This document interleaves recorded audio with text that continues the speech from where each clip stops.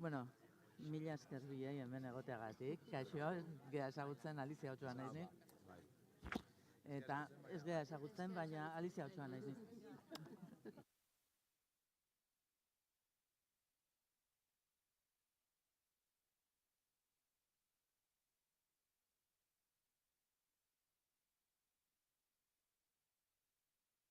Arratsaldeon. Bienvenidas, bienvenidos, bienvenides. Ongi etorri, arratsaldeon. Glamurraren atzean izenburua erabilita. Benetan hitz egin nahi dugu gaur egungo aktoreon egoeraz. Sortzen ari diren irizpide paradigma eredu berrien aurrean non gauden, nola erantzun, zer egin dezakegun eta bar. Aipatzen dira aktore naturalak, influencer, follower, haters, inteligentzia artifiziala, eragiten digute, ez digute eragiten, zer egin dezakegu horren guztianen aurrean.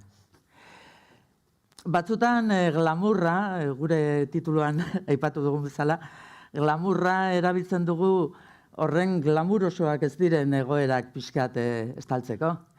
Baina gaur hemen ez gaude zer estaltzeko.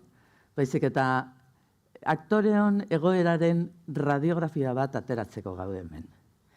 Eta hortarako oso talde ederra bildu dugu. Alde betikan mai marabillosu hau, gero aurkeztuko dizuedana. Eta bestetik ohorezko lerro bat. Ohorezko lerro bat. Egintzazu farre, baina ohorezkoa da. Aktoresaz osatuta, esperientzia dutenak eremu guztietan, antzerkian, telebistan eta jakina zineman ere. Eta nolabait beraien esperientzia kontatzeko edo publiko bezala parte hartzeko edo nahi dutena egiteko daudela hor. Mila esker hemen egoteagatik, niretzat plazerra handia da aurkeztea Iñigo Aranburu, Mario Pardo, Belen Cruz, Iñaki Irastorza, Jon Olivares, Telmo Irureta eta Ibet Filank. Mesedez, txalo bat beraientzako.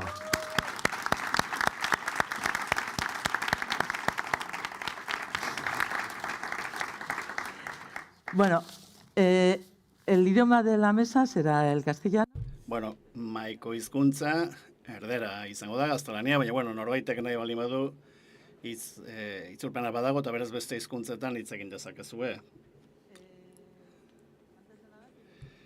Ezer baino lehen, esango dizuet gero pintxo bat eukiko dugu eta horrela burua bero eta estomagoa edo urdaila ere bero aterako zarete hemendik eta orain bai aurkeztuko dizuet gure maiz zoragarria. Batetik Sara Mora daukagu hemen, zuzenbidean lizentziatua, hainbat antolakundeko aholkulari izan da, gaur Konarte osatzen dutenak adibidez, eta gainera aholkularia da Galiziako aktore eta aktrizen elkartean, eta baita Murtziakoen elkarteari ere bai. Gainera, eta hori oso garrantzitsua da,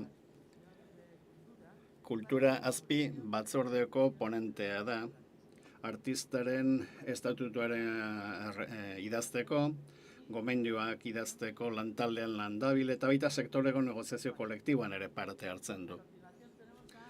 Segidan, Yolanda Serrano eta Eva Leire, ez dute aurkezpen handirik behar oso ezagunak direlako, hainbat proiektutan parte hartu durelako, baina, jakin zazuen Yolanda Filologia Hispanikako lizentziaduna dela, eta Eva ikusentzunezko komunikazioan.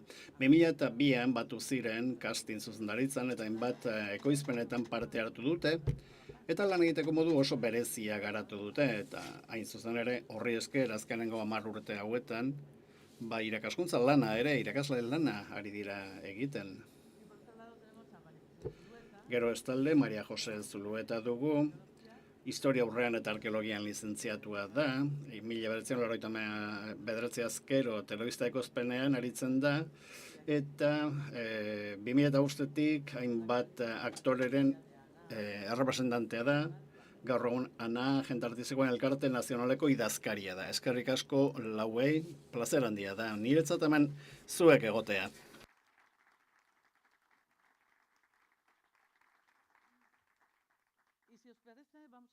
Eta nahi baduzue, hasiko dugu zerbait objektiboa egiten. Bueno, adibidez, non gaude, zer lortu dugu, zer ari gara negoziatzen. Beraz, Sara, zuri pasatzea izutitza. Ondo entzuten da bai. Begira, askotan, sektorean, artistaren estatutua hitz egiten denean badirudi arau bakarra dela, baina kultura azpibatzordeak 18. urteko ekainean gomendio batzuk onartu zituen. Berez hainbat legeren aldaketak direnak. Batzuk errazagoak dira aldatzen, beste batzuk komplikatuagoak dira aldatzen, eta 18 geroztik gauzatxo batzuk lortu dira, eta beste gauza garrantzitsuago batzuk ere bai. Baina aurrean lan handia daukagu egiteko, hainbat mahai daude, hainbat ministerioren artean, sindikatu handiek eta profesionalek parte hartzen dutenak, eta lanean ari dira, lanean gogor ari gara, proposamenak egiteko. Betiren nahi dugulako lege aldaketa horiek egin daitezela gure gomendioetan oinarrituta, eta balik eta onuragarrienak izan daitezen sektorerentzat. Galdetu zer lortu dugu? Behar bada gutxi lortu dugula ematen du. Baina dena batera jarrita, nik esango nuke askotxo lortu dugula. Batez ere lehen neurria, baina baita ere oso ez ezaguna dena. Alegia, oso egoera tamalgarria dena, badago hemen Euskal Herriko epai bat, haurdunaldi arriskuaren onarpenak aktriz baten kasuan, eta diputatuei ipini digu adibidea, ikusi zezaten momentu hori baino lehenago zer egin behar zen, erditze garaian, artista horrek estaldura uki zezan, amatasuna kobratu alizateko. Horrela, 18ko abenduan argitara eman zen dekretu bat, intermitentzia egoera deitzen duena arautzen zuena. Egoera hori ez da berez prestazio bat. Ia prestazioa, amatasun prestazioa erostea bezalako zerbait da, dirua kostatzen baitzaio artistare. Zer dakar, hilero, kuota txiki bat ordainduz, urte osoaren kotizazioa daukazu, eta artista hori lasai egon daiteke erditzea dauenean altan egongo delako eta kobratu halko delako amatasun prestazioa. Beraz, pauso txikia da, lortu dugun hori, baina nolabait lortu dugu aldaketa hori konpontzea artistentzat. Lehenago, erditze garaia egin behar zen luzatu kotizazioa lortu izateko, eta orain aldiz, kontua da, inaktibitatean alik eta denbora gutxiena egotea, alik eta gutxienak kostatu alizateko. Horrela erdunaldiak, nolabait programatu behar ditugu, baina hasieran batez ere.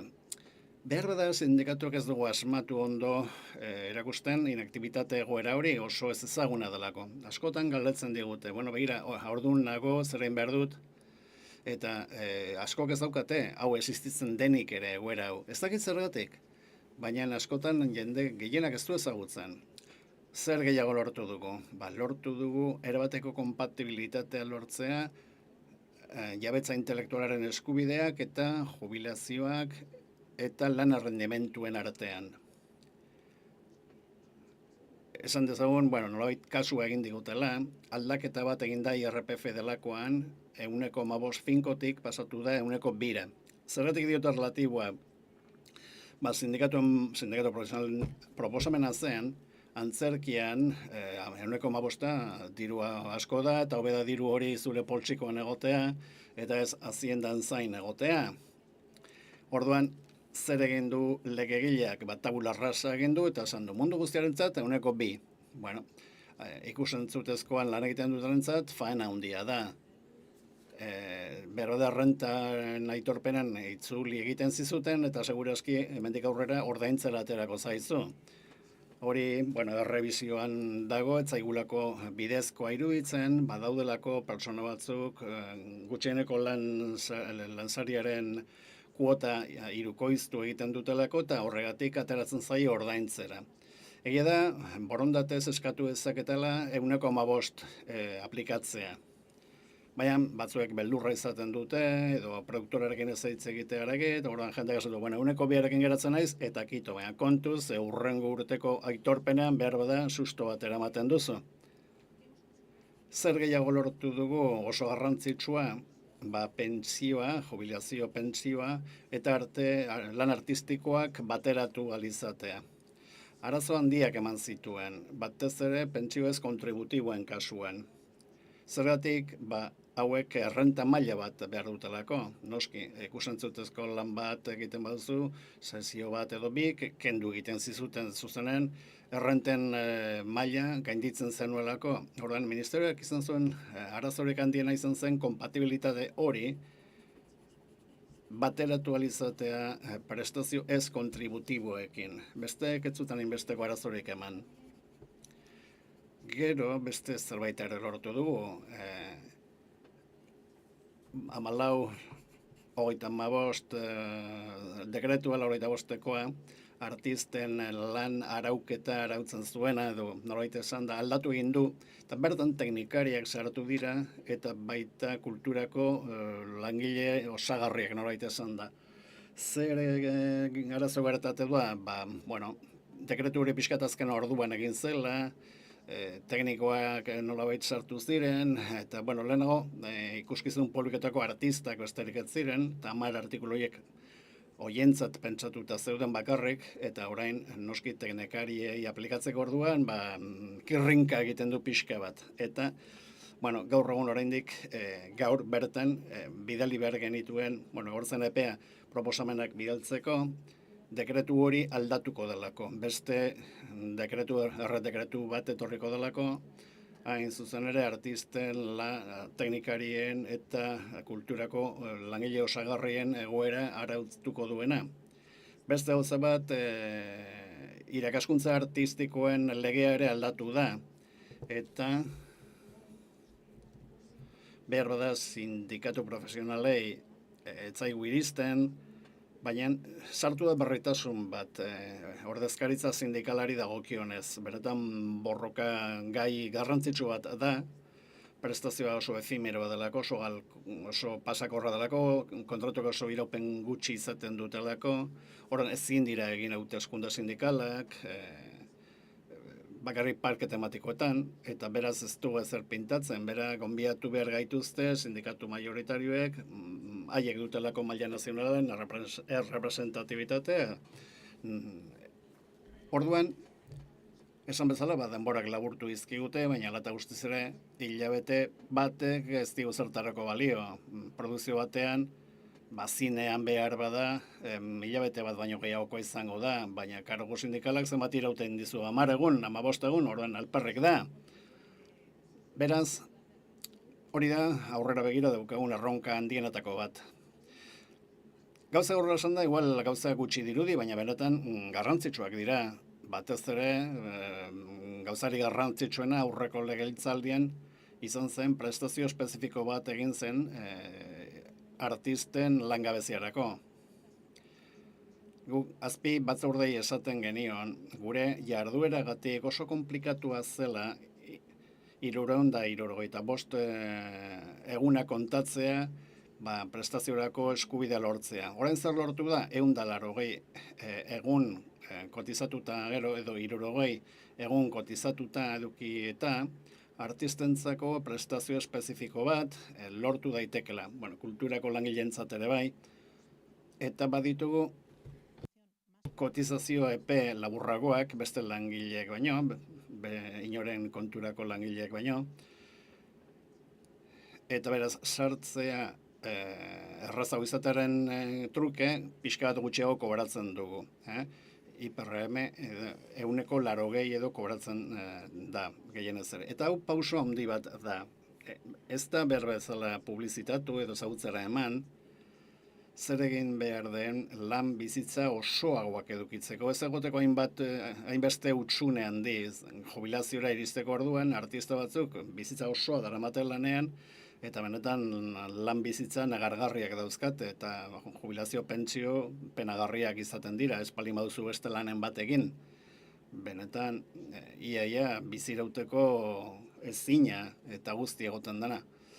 Beraz, intermitentzia deitzen den eta langabezia prestazio honen helburua da lan bizitza osoagoak eduki ahal izatea eta hutsunerik ez egotea. Erronkak etorkizunera begira, baditu 75 gomendio azpi batzordeko diktamenean, eta behar bada, horietatik 20-30 bat hartu dira, kontuan beraz lan asko geratzen zaigu egiteko. Batetik, esan bezala, 15-35 dekretua ordezkatzea, sindikatu profesionalek pentsatzen dute adin gutxikoen lana ere arautu behar dela, oso goza garrantzitsua delako, dispertsio handia dago. Estatuan, segun eta zein den autonomia elkargoa, baldintzak desberdinak dira. Eta lan egiteko ematen den denbora, edo baimentzen den denbora desberdina da, eta nahi dugu homologagarria izatea. Bestela, iesak egoten dira. Murtziatik alde egiten dut, Galiziera joan naiz, merkeago delako. Eta nahi dugu lurralde guztiek baldintza berdinetan egon alizatea ekoizpen artistiko hori egiteko. Bestalde, kotizazio sistemaren aldaketa bat ere egin beharra dago. Nik neuk uste dut, zuen kotizazio sistema ez dela berez txarra, baina bai hobetzeko modukoa. Ez dut uste iraultza bat gertatuko denik, eta sistema guztiagoitik bera aldatuko dugunik, nahiko komplikatua da. Nola ibiliko gara bezala aldatzen gainera. Eta batez ere beste gauza bat garrantzitsua geratzen zaigu, representatibitate sindikalarena. Hau da, ea ikusten dugun moduren bat,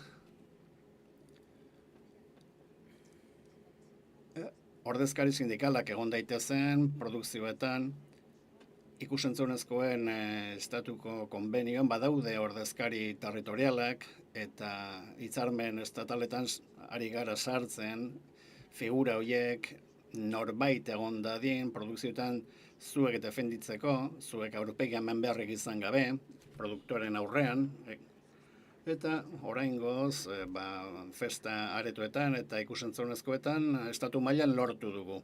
Beste konbenioetan lurralde bakoitzeko sindikatuek borrokatu behar dute figura hori ipintzeko, baina hitzarmen estataletan egonda errazago izango da hori sartzea eta patronalak hori onartzea. Eta beste gauza bat oso garrantzitsua, beste borrokagai garrantzitsu bat, lan osasuna eta transizio profesionala. Batez ere zirku artisten kasuan edo dantzarien kasuan oso karrera personal motzak dituztelako. Eta emakume artisten kasuan, 35-40 urtetik aurrera, askoz ere lan aukera gutxiago izaten dituztelako, horregatik transizio profesionalerako neurriak behar izaten dira, lanean jarraitzeko, baliagarriak izaten jarraitu izateko, sistemaren barruan, eta jubilazioari begira, ez dadila izan ez kontributiboa edo ekintza sozialekoa, eta benetako kotizazioak izan daitezen. Beraz, ikusita nolako ezegonkortasun politikoa dagoen, ez dakigu lan batzorde hauek nolako lana egingo duten artistaren estatutuaren garapenerako, baina egia da, lanean ari garela, sindikatu guztiak, baina, idea bat izan dezazuen, arkeologoak eta guzti egoten dira, lehen hau komentatu dizuet, ez? Zegoen arkeologiako ordezkari bat, orduan arkeologoak, edo museoetako restauratzaileak, Hau da, oinarrizko arazo bat dago, eta da, artistaren kontzeptua oso zabala dela. Ez dira bakarrik interpretazioetako artistak, normalean, artistei buruz hitz egiten dugunan, horiek dira, baina gehiago ere bat daude. Eta guztien interesak bateratzea, hain alor desberdinetakoak izan da, artista plastiko bat edo aktore bat, oso komplikatu da. Ez bakarrik guretzat, baina baita ministerioarentzat, berarentzat ere bai, erantzuna eman behar zaileako, zaku horretan sartuta dauden mota guztietako langileei. Bueno, hauek dira berritasunak, ez dizuet matraka gehiagin bat naiz, 8 ordu pasatu genitzekalako lanean, edo hizketan, beraz alizian nahi duzunean, eta galderren bat balin baduzue, gero erantzungo dizuet. Bueno, gero zabalduko dugu, orain Yolanda eta Eba, lehenago, aipatu ditu edan gauza batzu, eta hitz egiten areginean, ez? Aktore naturalak, followers, influencerrak, eta zuek esaten zenuten, gauzak, ez zenutela ikusten benetako realitatean horrek eragin handia egiten dionik aktoren lanari. Zer baino lehenago eskerrik asko zuri borrokagatik, egin duzun borrokagatik, benetan ikaragarria izan da, ikustea jende bat badagoela borrokatzen, eta borroka asko geratzen dira oraindik ere aurrean, baina eskerrik asko. Bai, begira, asko interesatzen zait, bai, benetan.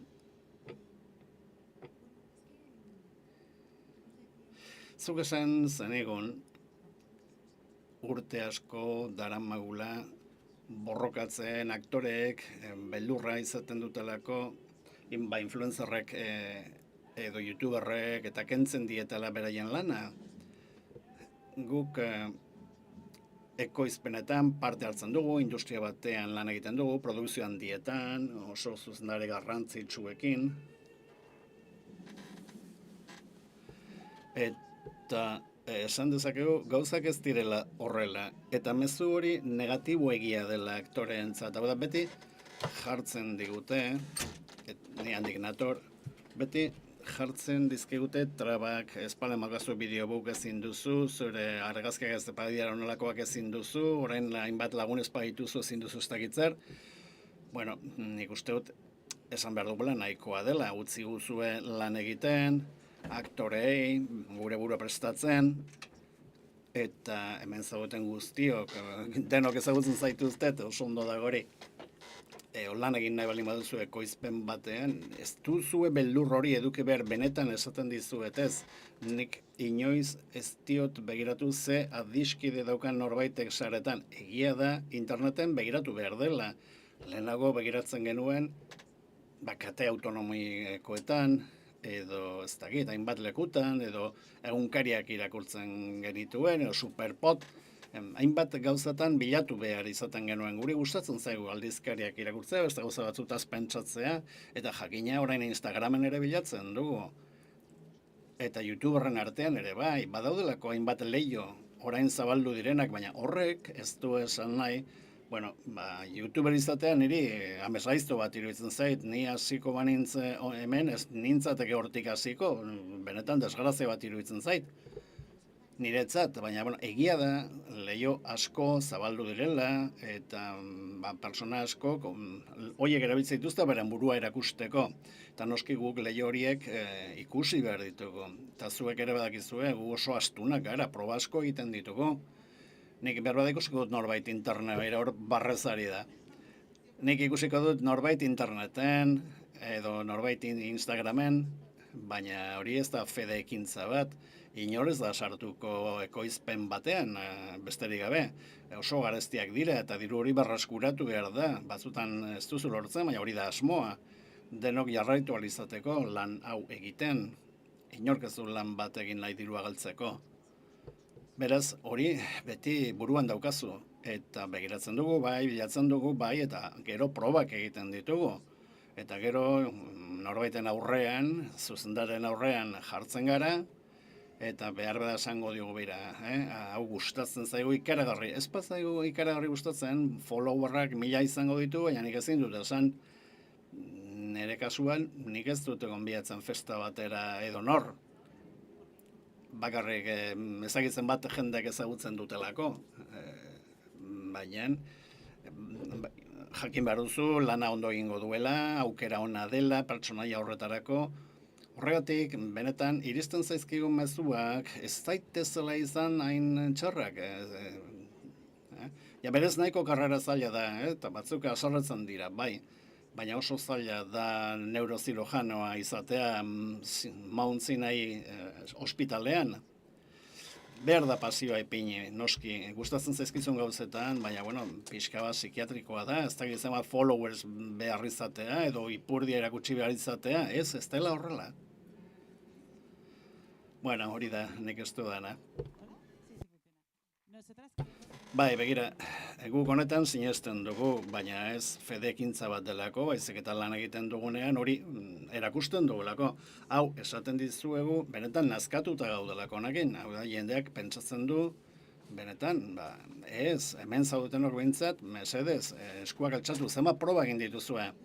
Benetan estutu zaituztegu, esprimitu zaituztegu, limoiak bezala, 1.000.000 proba egin ditugu, batzuk ondo atera dira, beste batzuk ez, batzuek lortu eta zerbait, beste batzuek beste bat. Baina benetan, nik uste burutik horik behar dugula. Hau da, mezu ikaragarri asko iristen dira, edo maten dira. Guaz eginenean mundu guztiak esaten zigun, berti berdinek lan egiten dute, ez?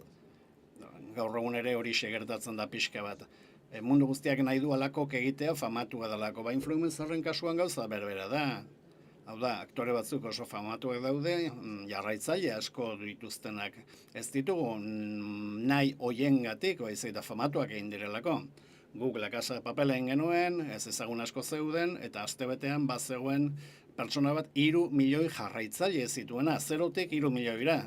Baina zen, hasi nahi izaten 3 milioi horiengatik, baizik eta produktuak mundu osoan funtzionatu zuelako. Orduan, badirudi mezu horieken zerbait imposiblea egin behar duzula. Nola lortza dituzu 3 milioi follower ez baduzu inoiz lanik egin, ez? Zer egin behar duzu? Jolandak diona, ipurdia erakutsi, zube batetik zeure burua bota, gauza sataniko bat egiten duzu, atentzioa ditzen duena, baina horrek ekarriko aldizu gero protagonista izatea, benetan, ez da zinda sinetxe. Behar da, gustatu zaio, ez dakit, balkoi batetik zeure burua botatzea, baina ez du nahi horregatik pelikula bateko protagonista izatea, oso goza desberdinak dira. Benetan nazkatuta gaude honekin, eta hau noski burutik kendu nahi diogu jendeari. Hori gezurra da, hori esaten da izorratzearren, besterik gabe, punto. Eta batzutan esaten dizut, ez dakit, asko gustatzen zaiguna. Ez dakit zer, bakitzer, begira, hartu dugun horbait, jarraitzaile asko dituelako. Ez, hori gezurra da, berbada famatu haua dalako, edo lan gehiago egin dituztelako, beti dago motibu bat, zuk sentitzeko, ez duzula personaiak behar duen zerbait, eta batzutan jendeak ez ditu personaiak egiten, eta badira hemen pertsona batzuk egin ez dutenak alako personaia bat, baina beste zerbait garrantzitsu bat zetorrelako atzetik, eta hori bai egin dutelako. Lehendabiziko kasuan ez zegoen ezer txarrik beraiengan. Bakarrik beste pertsona bat zegoen, pertsonaia horretatik hurbilago. Eta beti lanean ari gara badirudi zerbait txarra daukagula beti, eta ezin da izan, amaitu da, bukatu da, akabo. Bueno, ez dakit, zu, Mari Jose, berdin pentsatzen duzu, ez zaude ados? Espaldi ezagutzen dugu elkar, ez, ze gertatzen. Bueno, ezin naiz ados egon, ni, en fin, realitateak beste leku batera eramaten nahuelako. Adibide bat, ipiniko izut. Adibidez, audizio batean, lehen dantzari bat topatzeko, edo lehen biolentxista bat orkestra baterako, joaten da dantzari bat, edo biolentxelista bat, baina proba lagunari egiten zaio. Oso polita delako, edo dantzearen adiskide bati oso polita delako. Bueno, nik ez dut inorreten, beraz, ni isilik egon naiz, geldirik, beraz gauza erberazkatzen dut. Bueno, aktoren munduan hori bai gertatzen da. Bapatean, aktorea izateaz batera idearik ez duen norbait, balako baldintza fisiko jakin batzuk dituelako, edo momentu egokian dagoelako, toki egokian, lortzen du zerbait burutik pasatu ere egin ez zaiona. Eta hori, gure munduan gertatu egiten da, baina noski hori neurozirurgianen munduan edo arkitektuen munduan hori ez da gertatzen.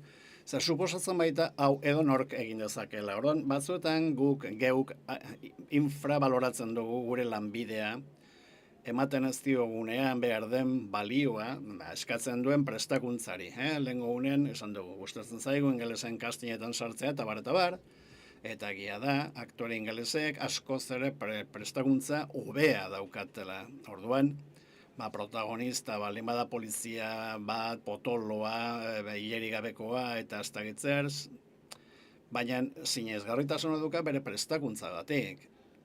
Beraz, nik uste dut puntu hori bai kontuan izan behar dugula. Eta, benetan,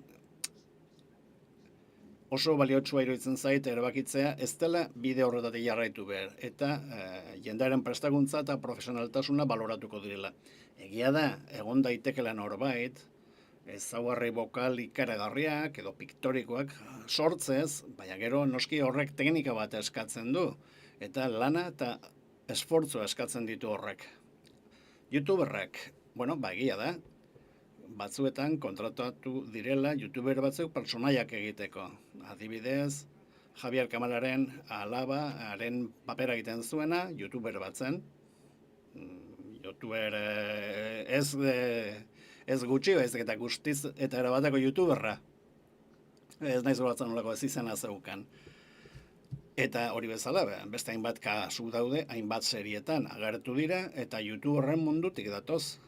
Eta gero, jende horrek, gero karrera laburrak izaten ditu. Hor daude pertsonaiak eta hor daude paperoiek.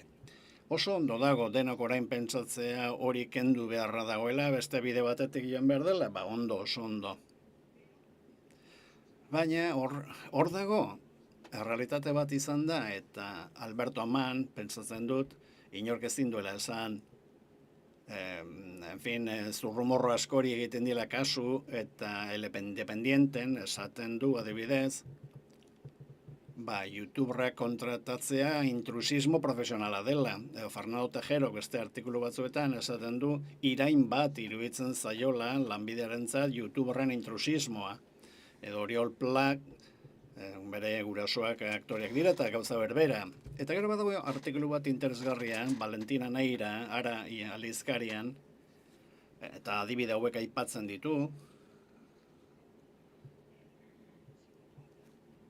Eta Sergi Nagel produktorearekin hitz egiten du. Eta Sergik berak dio, merkatu honetan, merkatu hau produktorek esplotatu ustiatu behar dugu, YouTuberrei buruz ari da. Eta alik eta jarraitzaile gehien dauzkaten aktoreak nahi ditugu, bai? Eta hori da telebistako produktore bat. Hor lan egiten duen produktore bat da, jaun bat da. Eta badira programa batzuk, algoritmoak erabiltzen dituztenak, ikusteko zenbat jarraitzaile dituen batek edo besteak. Baina gainera, jarraitzaileen kontuarekin, eta gero bero da Sarak komentatu halko du, hain da garrantzitsua hori, ze batzuetan kontratuetan ere aktorei exigitzen baitzaile beraien produktoraren zerbitzuan ipintzeko beraien sare sozial pertsonalak. Orduan, ez dakit, zuke lan batean sartzen dena norbait, eskatuko bazenio bezala, bere telefonoen agenda ipintzeko. Nik uste dut, edo entzun dut, hori gertatzen dela pertsona gazte ez ezagunen seriak direnean. Hori behar bada izan da batzuen hasiera, baina gauza guztietan bezala gertatzen da. Orain, exigitzen zaio aktoreari, behar bada, euki behar du, derrigor, ipini behar ditu bere sare sozialak produktoraren zerbitzutan. Beira, Sara, badaukazu beste borroka bat. Orduan, nik uste dut hau errealitate bat dela, eta arriskutsua gainera. intrusismoa delako azken batean, eta hori profesionaltasunaren, prestakuntzaren eta profesionalismoaren kontra doa. Bai, eta horrek eragina dauka ekoizpenaren o produkzioaren garapenean. Noski, tomak errepikatu behar dira, eta bar... No, bueno. Yo quiero hacer una pregunta muy pertinente. Bueno, begira, galdera bat, zer pentsatzen dugu Lady Gagari buruz. Kantaria da, aktore zoragarria da. Horan, mundu amerikarrean ohituta gaude, jendea mugitzen alor batetik bestera, edo disiplina batetik bestera. Ez naiz esaten ari, nik ez nuke inoiz hartuko youtuber bat, youtuber izatea hutsagatik. Baina ikusten baldin badugu norbait interesatzen zaiguna bere gaitasun aktoralagatik, naiz eta berak ez jakin hori baduela, batzuk badaukate benetako talentua. Adibidez, Jesus Carroza, institutu batean topatu genuen 16 urterekin, ikaragarrizko aktorea, Goya bat irabazi du, meritu guztiekin. Eta izugarrizko talentua landu duena eta hobetu duena denboran batera. Eta zer egiten duzu pertsona horiekin? Hau da, pertsona asko daude munduan, Lady Gaga adibidez, egiten du pelikula bat eta denok harri eta lur gelditzen gara. Ikaragarrizko aktorea da. Ez, beraz, kantaria zen. Ez zeukan prestakuntzarik aktore bezala. Ez, benetan. Baina, zergatik hartu zuten proba batzuk egin zituelako pelikula bat egiteko, eta hori da guk defenditzen duguna. Hau da, norbait baldin badago produkzio batean, hori da, benetan, proba batzuetatik pasatu delako. Beste donork bezala, eta onena delako, ez besterik. Gure kasuan behintzat. Baina, nik uste dut gure lanbidean nahiko representatiboak garela. Produkzio handiak egin ditugu, adibidez, La Casa de Papel, berriro diot, eta repartoaren 85% ez ezagunak ziren. Ursula Gobero kenduta, proba batetik sartu zen, mundu guztia bezala bukaeran, eta kito. Hau da, ezin da dena generalizatu noski, bai dira produkzioak eta produkzioak batzuetan aurre ikusten da lako influencer bat egongo dela, bere burua representatzen, gidoiari interesatzen zaiolako. Atera daiteke Matias Prats pelikula batean, hori bizitza guztian egin izan da. Presentadore bat, aurkezle bat behar bada, adibidez.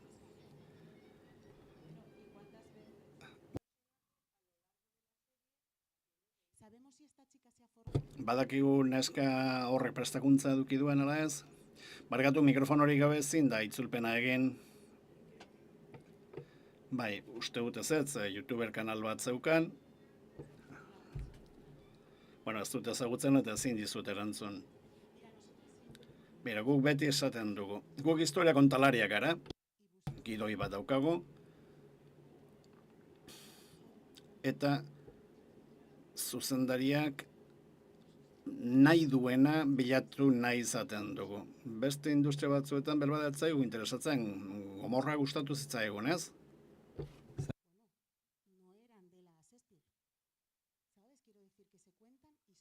Hau da, historiak kontatzen dira, bai? Benetan, ni prestakuntzaren ezin aldekoago izan daiteke, benetan. Jarraitu behar da ikasten, zeure burua prestatzen, eliteko kirolariak bezalakoak gara, entrenatzen eta entrenatzen jarraitu behar dugu, produkzioa iristen zaigunerako, eta hori putada bat da, zeure burua prestatu behar duzulako, eta behar bada zaukazu dirurik ez da alokera ordaintzeko ere. Putakeria bat da, baina hala da. Baina guk pertsonaia batzuk bilatzen ditugu, eta behar bada zituz aurkitzen beste nonbait. Baina hau gertatzen da, eta jarraituko dugu topatu arte. Ja, baina ezin da esan hau existitzen ez denik, existitzen da. Hau da, intrusismo profesionala dago. Eta dantzari bati ez zaio burutik pasatzean, proba bat egitea bere lagun bati. Beharo da ritmo handia dauka. Ja, baina lan desberdina da. Gu ez gara dantzariak. Ja, baina ikusi behar da non kokatzen duzun lan hori eta prestakuntza horren balioa.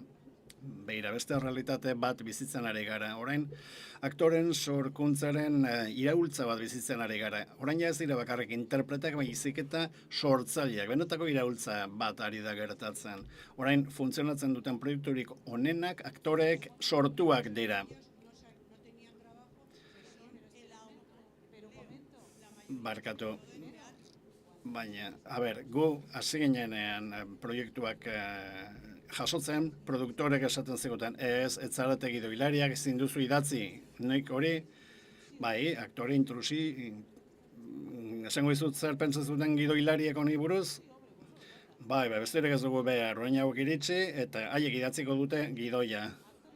Edo aktoreak zuzentzen, edo idazten, intrusismoa noski. Bueno, youtuber bat iritsi baiteke aktore izatera, begira, youtuber batek barron proba egiten baitu eta oso ondo egiten baldin badu personaia bat egiteko eta honen abera baldin bada, aukera berdinekin barron proba, bat gutxiago ere ez, baina gero emaitzak ikusten ditugu, zorionez, emaitzak hortxe daude, eta konturatzen zara, beti ez direla aukerarik onenak izaten. Berron proba egin baizkiozu, youtuber bati, pertsonaia baterako, ez dizkiozu beste aktore personal batzuei, personaia horretarako. Baina haiek ere egite dituzte berron proba. Baina, begira, haser egon beharrean, pentsatu behar dugu bizitzan, proiektu batzuk, arrazoi bategatik edo bestegatik behartuko gaituztenak mugetatik kanpora ateratzera. Benen horren kasua daukazu, bai? Begira, proiektu hau zuretzat, eta esatizu, zer egiten dut? Zenbat aktriz zeuden benenon? Ez da bat ere. Zeratik, harri baten azpian ere bilatu genurako. Gure protagonista zelako emakume transexual bat. Eta oso garrantzitsua zen hori. Beraz, historia kontatzen zuten entzat, ezin bestekoa zen. Bueno, muturreko proiektu bat da hori, nik aipatu izkizuenak, elitea, proiektu horiek, eliteko lehen denboraldia egin genuen, eta hori izan zen arrakasta mundu osoan, ez zegoen influenzarrik, lehen da biziko denboraldian, denak ziren aktoreak. Ez naiz esaten ari, ezin dudala onartu, hori iritzi pesimista besterik ez dela existitzen, eta ez existitzen da, baloratzen da zenbat jarraitzaile dauden. Bai, noski, famatuak direlako, nork dauka, Álvaro Motri da jarraitzaile gehien dituena, aktore batek, 1000 jarraitzaile baino baitu, eta beste batek sari sozialek ere ez badauka, begira, Alberto Mann, guk egin genuen, eta Kadizen zegoen, pultserak saltzen. Alberto Mann erakutsi genuten Telezinkon esan ziguten, ezetz esan ziguten, Argentinarra zen, guk gezurra esan genuen, esan genuen Kanarietakoa zela, nolako azentua daukan, Kanarietakoa da, eta berak gero salatu du intrusismoa, zuzen ere, Alberto Mannek, ez dut uste, esan daitekenik, ez dela ondo prestatutakoa ez dagoen pertsona bat, eta berak salatzen du youtuberren intrusismoa, eta abar. Ven las cosas con el paso del tiempo. Bai, baina ia, nola ikusten diren gauzak ez da? Guk ez genio sartzen utzi, ze azken finean hori etzen berarentzat lan bat, ez da, ze bera argentinoa zen, baina etzen prestatu, egia esan ez dakigu, pultzerak saltzen, Sevillen, Kadizen, guk ezagutu genuen, gero Korazan egin zuen prestakuntza, baina nik ezagutzen ditut Resata bukatu duten aktoreak eta tabernari lanetan. Argentinan uste dut kontuan hartzekoa dela, aktoren prestakuntza, baina esan nahi dudana da, bere astapenak ere hor zaudela, baina behar bada Alberto prestatuta zetorren, baina egia da, behar bada orain norbait pulsera saltzen dago eta behar bada har dezakezue, behar bada pertsona hori prestatua dago eta egia da, bizitzak eramango duela, ez da, pultzerak saltzera edo tabernera ilanak eta hau ez nuke esan behar, baina esango dut, tamalez, lan honek gauza askorekin du zerikusia. Eta nik prestakuntza sutsuki defendatzen dut, baina batzuetan izarratara heltzen gara ez prestakuntzari esker, izan daiteke magia, izan daiteke beste bat, 100 urte egon zaitezke ikasten, unibertsitateetan, eta diru hutsa gastatu, eta baita kantarien moduan, ez da, dode petxo egin dezakezu eta bar, baina hor egon zaitezke, eta inoiz arrakastarik lortu ez, ezta? Hori horrela da, eta horrela da gure ogibidea, guk ezin dezakegu jarri gure bulegoan norbait kurrikulumak gain begiratzen. Niri bosta sola zaidalako. Bai, guri bosta sola probekin erakusten dugu egiten duguna, ezta? Badakizu, zertaz ari nahi zen? Hau da, guretzat garrantzitsua da egiten dugun lana praktikan aktore hoiekin guztiekin. Bai, baina Sarak oso ondo azaldu du, gero honek eragin batzuk dakartza. Ekoizpenaren egunerokotasunean, ze azken finean jende hau proba batean, bai oso ondo, txundituta utz gaitzake, baina gero egunerokotasunean zuek ondo dakizue, hau lan oso gogorra dela, oso lotua, bai, norbaitek errodaia geratzen badu, hor zerbait gaizki eginda dago aurretik, ez da? Hau da, pertsona konplikatua badago, lana egiten ez dakiena, eta hori gertatzen bada, norbaitek ez du bere lana ondo egin, bai, baina hori egunero gertatzen bada, hori ikusten da, jente horrek ez duela ematen, hau da. Beno, ez zaituztet moztu nahi, baina uste dut posizioak eta nahiko argi daudela, baina nahiko nuke orain zuek aipatzea adimen artifizialaren kontua.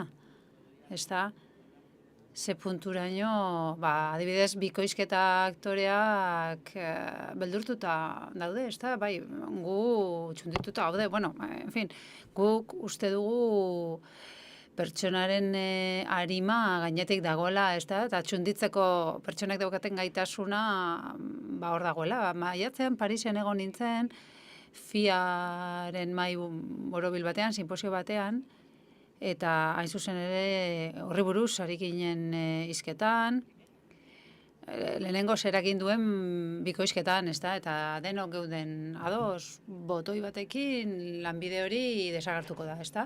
Adimen artifizialak botoi batekin dena bikoiztuko du hizkuntza guztietara eta musutruk gainera. Noski, nik ez dut hori nahi, ez da. Baina bai, adibide bat jarri zigun Hungriako sindikatuaren ordezkariak. 5 minututan opera bat egin dut italianoz, musika eta dena, eta letra ere jarri dut, eta nik ez dakit italiarra. Hau da, 5 minututan, programatxo bat erabilitan, bai, 5 minututan onkixote ere egin daitezke. Bai, guk gaur bidali dugun proposamenean, ministeriora bidali dugun horretan, 4/35 dekretuaren aldaketarako, esan dugu, adimen artifiziala mugatu behar dela, baina noski ez dakigu nola garatuko den adimen artifiziala, beraz ezin dugu mugatu, ez dakigulako nondik nora joango den aldaketa hori, baina bai, ari gara pixkat hor hankasartzen eta aurreikuspen batzuk egiten. Hitzarmen kolektiboetan ari gara, gaia sartzen niretzat tamalgarria da figuranteei gorputz osoko eskaneo egiten. Azken finean, betirako eta mundu osorako ari dira beraien datuak eskura jartzen, Bai, munduan, eta bueno, ilargian ere ekoiztuko badugu, hor daude datuak. Hau da, 54 euroren truke, figurante horren erreplikak egin ditzakete, nahi duten moduan, eta eskatzen da, gorputz osoko eskanerra, 54 eurotan.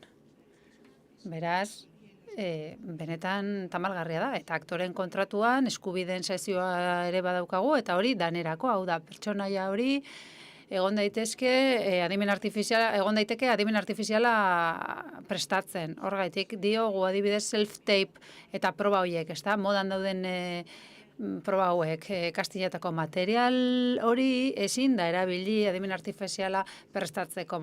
Material hori suntxitu egin behar da behin kastina eginda, bai, baina kudeak eta elkarteek hor presio gehiago egin behar dute, aizhek adibidez, ezta? Azken finean, horrek bultzatzen dituelako eskubideak, baina ez dakigu nola garatuko den Europa mailan, kezka izugarria dago. Baina, bueno, adibidez, horrelako gehiegikeriak kontratuetatik atera behar ditugu, ezta? Azken finean, eskubide iuko egite eta baina normalean kontratuetan sesio klausula hori oso luzea da eta inork ez du irakurtzen, gainera letra oso txikia da. Bai, askotan esaten dugu betikoa izango da, ezta? Baina ez, orain ez da betikoa. Beraz, kontu eta tentu handiz ibili behar da zer sinatzen dugun, ezta? Eta ondo irakurri xedapenak, ez? Azken finean ez ditugu irakurtzen eta orduan nahi duten egin dezakete. Beraz, egia da, partxeak jar ditzakegu, ez dakigu noraino helduko den adimen artifiziala, beraz. Moldatzen joan beharko gara eta legegileei eskatu beharko diegu, mugak jartzea. Eta arazoa, zein da, ez garela estatu batuak, ez daukagula gaitasunik. Ezin dugu esan, ekoizpen guztiak geldituko ditugu eta adostasun batera heldu arte, hemen ez da inor mugitzen, ezta? Baina guk ez daukagu gaitasun hori. Noski, bestela lortuko genuke guk, han lortu dutena, ezta? Ikusiko dugu, oraindik ere ez dakigu zer ekarriko duen estatu batuetan gertatutakoak.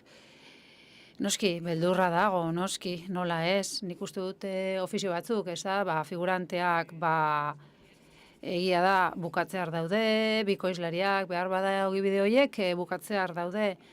Baina arteak zuzenean hori behar bada zailagoa izango da, baina egia da behar bada 3 aktore izango ditugu, eta gero beste guztia izan daiteke, ez dakit, musika eta izan daitezke hor latan egindakoak, ez da?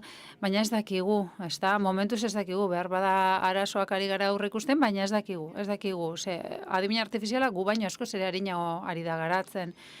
Behar, hor ari gara, aldaketa txikiak egiten eta pausu txikiak ematen baina badaude.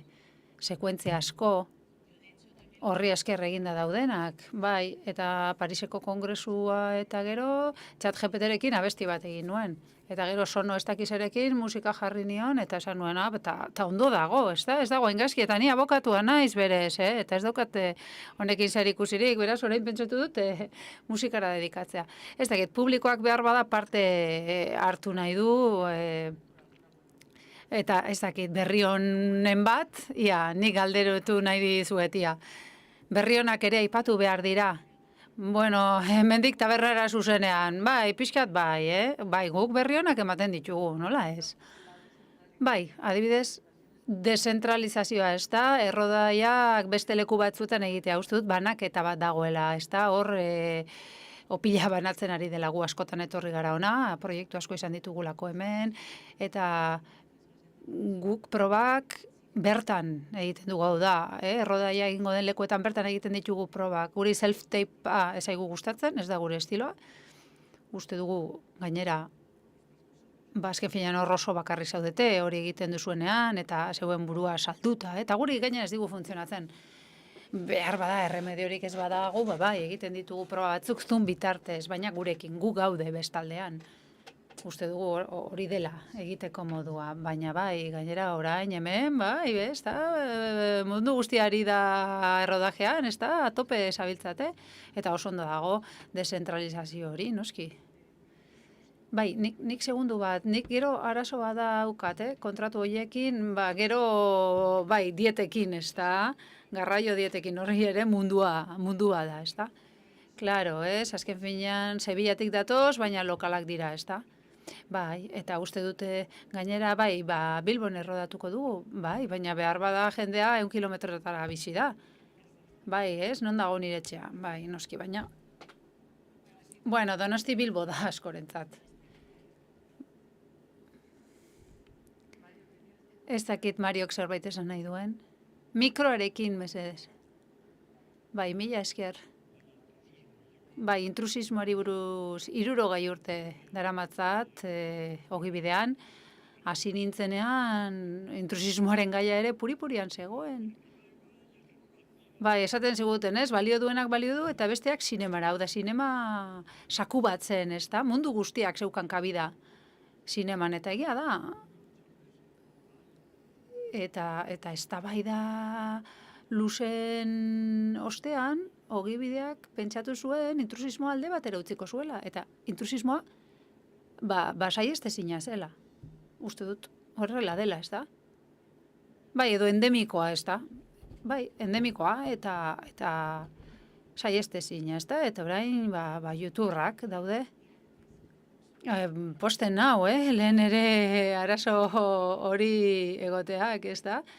Beitu, adibidez gu hasi ginenean, guk ekoizpen etxeekin egiten genuen lan, eta esaten ziguten, hau egingo du, ez dakit nork. Ez dakit, ez, balen, modan zegoen, operatzaileak edo mikrofonistak edo pare bat esaldi esatea, ez? Hau da, talde teknikoak egiten zituen, ez? Esaldi batzuk, baina orain hori oso puntuala da. Ez, orain edo zer esaldi aktore batek egiten du. Eta toreroak lehen, ez da? Eta protagonistak, eta eta torero batzuek ondo egin zuten, ez da? Bai, kontra esana da. Eta gero, beste alde batetik, eta emozioei buruz, ez da? Aktore batek begiradarekin sor ditzaken emozioei begira esaten dugu, adimen artifizialak ezin duela hori lortu, baina marrazki bizidunetan, bai, nik banbirekin negar egin dut, oreina zen. Eta etzen adimen artifiziala, orain egiten adimen artifizialak beste gauza batzuk egiten ditu, eta bai, negar egingo dugu, eta sentimendu guzti horiek egongo dira hor, ez da? Bueno, ez dakigu, egia esan nondik nora joko duen adimen artifizialak. Claro, beste kontu bat da, materialaren erabilera, ez da, zurea ez den materialaren erabilera, eta horrekin zuk datu base handia sortzea, eta gero datu horiek erabiltzea pertsonari kontsultatu gabe, ez da, pertsona horri lapurtu egin diozu, hau da, hor lagatze bat badago, egile eskubideen lagatzea badago, eta hori adimen artifizialerako erabiltzen bada, hori Scarlett Johansson eta Siriren ahotsarekin gertatutakoaren antzerakoa da, ez da? Hau da, zuk lagatze hori ez duzu egiten obra konkretu baterako, ez da? Hau da, zure lagatzea eremu konkretu baterako zen, obra, publizitatea eta beraz mugatu behar da, baina nola mugatzen da adimen artifiziala, hor dago gakoa. Eta badaude beste gauza batzuk baita, aurretik datosenak, orain gu ez gaude gatazka horretan, baina kontatu digute, plataformek eskatzen dutela castingaren 100%, ez da? Guk ez dugu ematen emaitza hori, guk ez dugu sinatu. Guk ez dugu sinatzen, ez da? Hau da, probak, aktoresen probak, nola entregatu, ez da? Azken finean hori ezin da, onartezina da. Beraz, bai, hitzarmen kolektiboan sartuko dugu, noski, eta sartuko dugu zuzenean. Bai, plataformek egiten dute, hau da, adibidez guk proiektu bat egiten dugu, edo zeinekin, eta orduan derrigortzen gaituzte, edo nahi dute derrigortzea, baina zuk ez daukazu lan harreman bat castinga pasatu ez dutenekin, hori funtsezkoa da, horrez dago lagatzerik. Claro, eta inork ez du zertan jakin behar, eta hau gertatu da plataforma digitalekin, hau da, jendeak castingak igotzen ditu plataforma digitaletara, eta hori jende askoren eskura jartzen da, exekutiboak, eta guk hori ez dugu egiten. Bai, normalean, bai, horrelako plataformetara igotzen dugu, guk ez, hau da, ez da zuen arazo bat. Zuk probak erakusteko, plataforma batera erakusten duzu, filtrorik gabe, hau, hor pertsona guztiak sartzen dituzu, niri benetan onartezina iruditzen zait, azken finean guk erakusten ditugun pertsonak, ekoizlari, zuzendariari, hori gure arteko zerbait da. Hau da, zuk erakusten duzu, erakutsi nahi duzuna, nola erakutsi nahi duzun, akordioa dago, beraz, orduan beraien lan egongo litzateke bukatzea arresta. Noski, nor da casting zuzendaria, niretzat flipantea da, material hori beraiena izatea. Material hori aktoreena da, eta gaina zer egingo duzu material horrekin. Hori da arazoa, ez dakigu zer egin dezaketen horrekin, baina dena txarra, horrez dago ez erronik. Noski horregatik, behar bada proba, oso gaizki egin duzu proba bat, eta behar bada proba hori erabiltzen badute, karrera suntxitu diezazukete. Eta horregaitik, ari gara, hori planteatzen, behin castinga bukatuta, elementu horiek suntxitu egin behar dira. Baina bai, orain dela 20 urte, proiektu batzuetan, kastinetan, paper bat sinerazten dizute, eta proba egingo zuenak eskubide guztiak lagatzen zituen, gero material hori, proba faltsuetan eta erabiltzeko, eta berdin zen, kastina pasatzela ez, baina noski, eta batzuetan mehatxua zen, ez baduzu hau sinatzen, ez dizut kastina egiten utziko.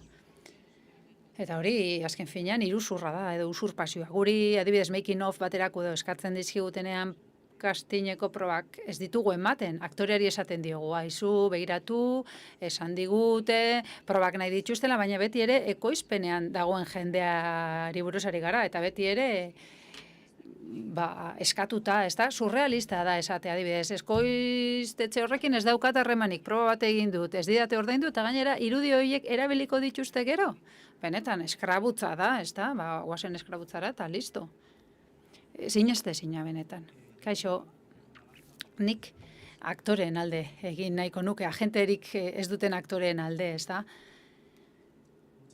Batzuetan, badakit, kastin zuzendari askok, kastin irekiak egiten dituzuela, eta eskertzekoa da, nik zuekin horrela egin nuen lan, kastin ireki bati esker, baina nik lankide asko ditut, eta benetan talentu dun lankideak ditut, ez daukate agenterik, ez dutelako gauza oso garrantzitsurik egin, eta inork ez dielako entzun nahi, baina uste dut hor talentua galtzen ari garela, beraz, jende horri aukera geratzen zaio, guk horregaitik daukago bulego irekia. Gu ere konbentzituak gaudelako, ez da? Niri norbait etortzen basa eta agenterik gabe, niri berdin dit, badakit, aktorearentzat, erosagoa dela, ez da? Hor badagoela kudeak eta lan bat, eta figura hori oso garrantzitsua da, noski, kudeak eta lan egiteko, hainbat gauza kudeatzeko, baina gure bulegora heltzeko, ez? Eta zuk badakizu gainera, baina uste dut mundu guztiak bidaltzen digula beraien materiala modu irekian, eta pentsatzen ari ginen, ona gentozenean, hau da, pentsatzen ari ginen nola sortu mekanismo bat, ez dakit, behar bada Instagramen edo, hilabetean behin edo, bueno, liatu dugu hemen, bai, baina horri buruz hitz egiten gentozen, bain zuzen ere horretarako ez da. Agenterik gabeko jendeak jakin dezan zertan ari garen, eta behar bada horrek funtziona dezake, baina gugatik bada kontrakoa. Arazoa da, zuzendari guztiak ez direla onelakoak, kastin zuzendariak ez direla denak onelakoak, noski ez badaukazu Instagramik, nik ez daukat Instagramik, bulegoko bat daukago, baina nire gustatzen, nik paso egiten dut, baina, mailez bidal dezakezu, modu klasikoan. Ez hainbeste mailez bidaltzen genuelako lehen, baizik eta uste dudalako jende asko dagoela, ez dakit, leku txikietan bizi dena, ez dakit, horretan asko pentsatzen dugu, jende asko dago hortik, ez dakit, modu isolatuan, ez? Behar bada, behar bada jende horrek ez du ezagutzen lanean ari den inor, ez da? Beraz, gugatik, gu hor gaude, eta ez dauka zaintzurik bakarrik agente dun aktorekin lan egiteak, hau da, sukaldaria basara, gauza askorekin sukaldatu behar duzu, ezagutzen ez dituzun osagaiekin ere. Dirudi zuentzat errazagoa dela, ez? Baina gezurra da, ez da errazagoa, zuek hemen bizi izan duzue gurekin, ez? Patria egin, gu hona etorri ginen, eta patria zerotik egin genuen, pentsatu genuen aktore euskaldunak behar ditugu, zerotik hasi ginen, zerotik, eta kitxo. Ez da errazagoa, noski, ez, askoz ere divertigarriagoa da. Azken finean guk esango bagenu, eta uste dut, hau lehen esandakoarekin lotuta dagoela, ez da, Maria Joserekin esaten genuen, hau material hau oso bizia da, eta lan hau oso zaila da, hau da, historia horiek zuen arima behar dute, zuek egiten dituzue pertsonaiak, beraz, hau ez da zientzia esaktu bat, hau oso erraza izango baliz, ez? Hau da, nik lau agentei deitzen badiet, 20 urteko neska bat behar dut, 25 urteko mutil bat, baina horrek ez du ez errezan nahi. Azken finean, adina ez da ezer, abia puntu erridikulua da, ez? Da jentea kutxa batean sartzea, edo 40 urteko emakume bat, zer da hori? Ze kontzeptu da hori? Hau da, gauza asko behar dira, pertsonaia bat osatzeko, beraz, dei horrekin, agente guztiei dei horiek eginda, eta orduan jendea badatorkigu eta gero probak egin, ederto, non sinatu behar da, baina hori inoiz ez zaigu gertatzen, ez da hain erraza, beraz, agenterik ez duen mundu guztia jar dadila gurekin harremanetan, behar dugu, geuk behar dugu, eta gainera gustoko dugu. Bai, benetan, gustoko dute, talentu berria aurkitzea. Bai, animatu benetan. Baina beharrezkoa da, guretzat gozamena da. Bai, baina diot, asko lan egin duzunean, eta diamantea aurkitu duzunean, oso ondo, hor posten zara, baina horrek denbora behar du, baina ez duzunean aurkitzen, orduan 4 hamburguesa sartzen dituzu, ezta? Ze, bueno, hori da guri gertatzen zaiguna.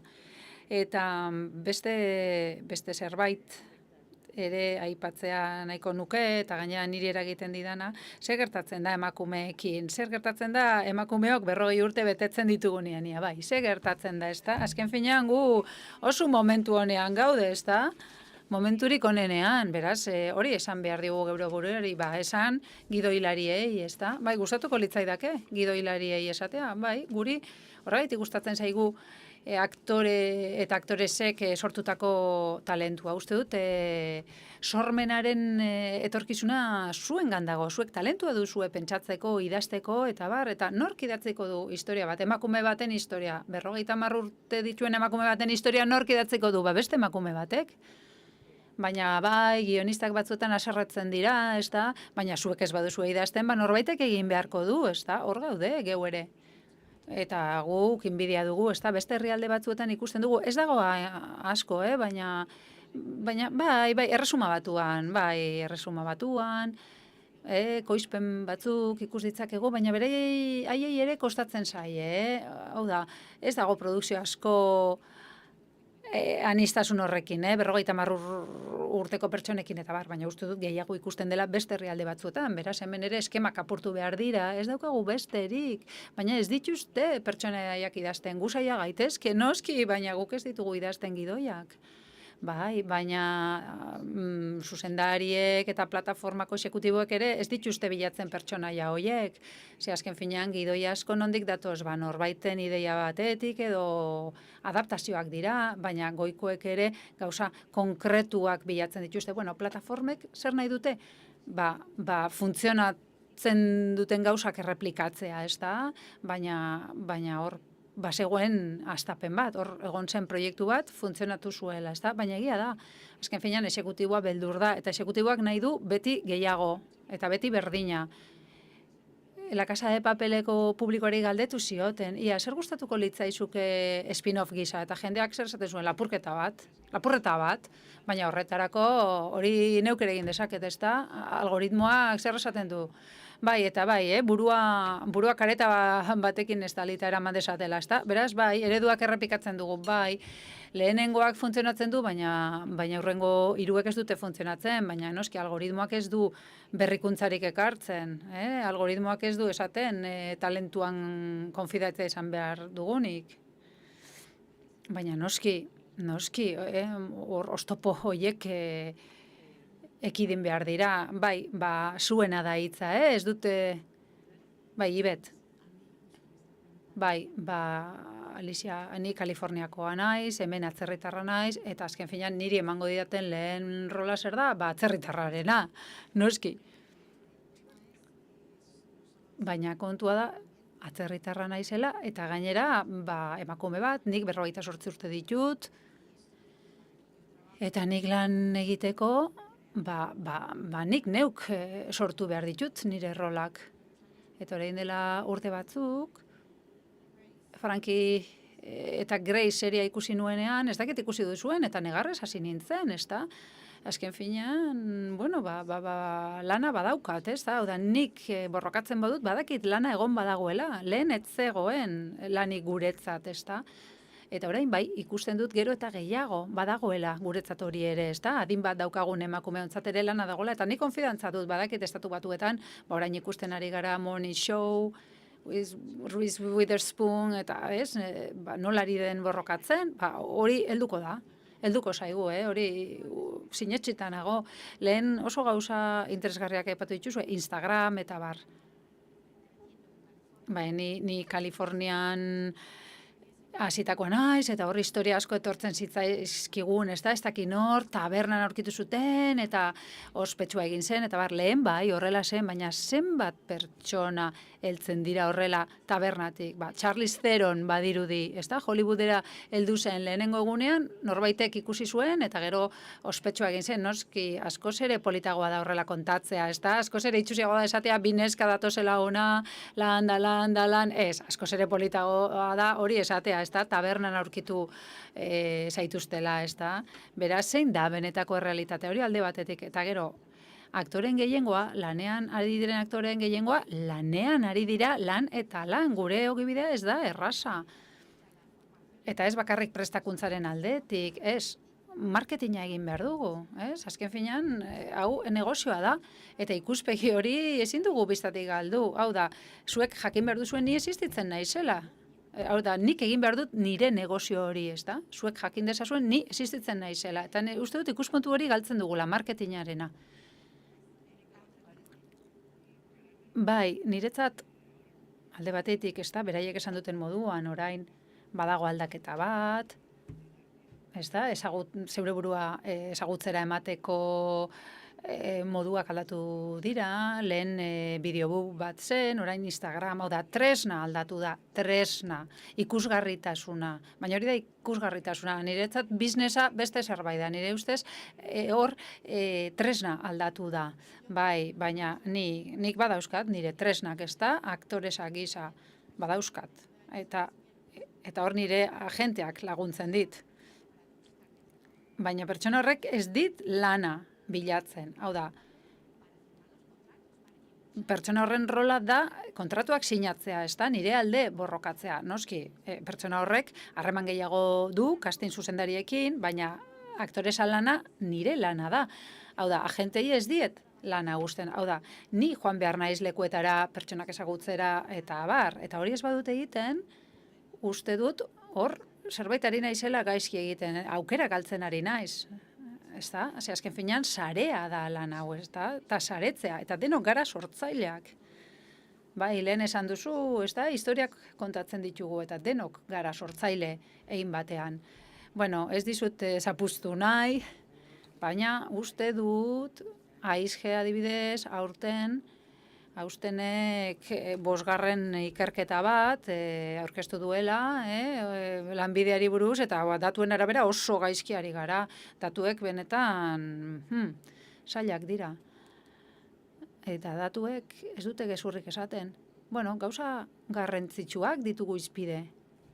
Eta ikusten dudanean, zeintzuk diren baldintzak, aktore eta aktoresenak, hemen Euskadin ikusten dut, 6% dagoela lanean kontraturik sinatu gabe. Nola da posible?